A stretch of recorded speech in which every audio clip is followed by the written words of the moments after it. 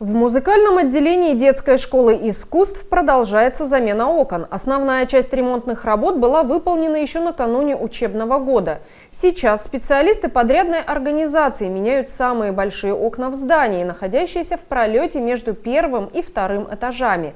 Поставить новые окна учреждение смогло благодаря наказам избирателей и поддержке депутата Государственного совета Республики Коми Александра Попова.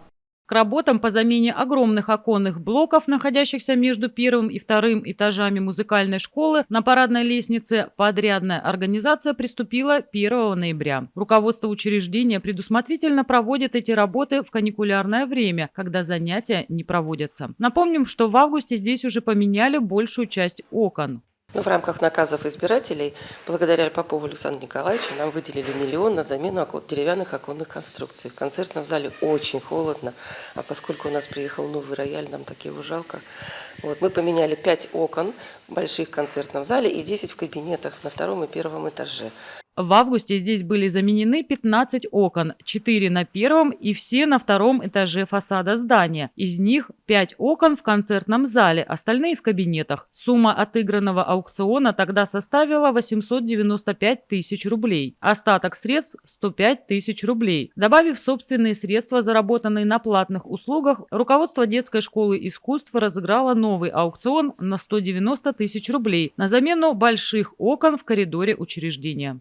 Первые окна устанавливали северные окна из города Сыктывкара. Было 5 молодых таких ребят, причем они очень интересовались, ходили в башню, в музей, такие активные были. Все, работу выполнили за 3 дня. Сейчас у нас местные предприниматели вставляют окна, их 3 человека. Мы надеемся, что сегодня они закончат самую грязную работу, а завтра уже будут откосы и что-то такое более чистое. И 5-го мы детей встретим в теплом помещении.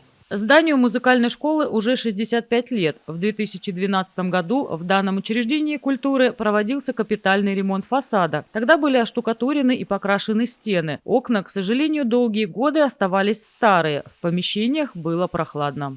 Конечно, стало теплее. Во-первых, старые окна у нас не открывались. Они были затянуты пленкой. Это было и темно, практически очень шумно с улицы все было слышно. Сейчас стало значительно тише и теплее.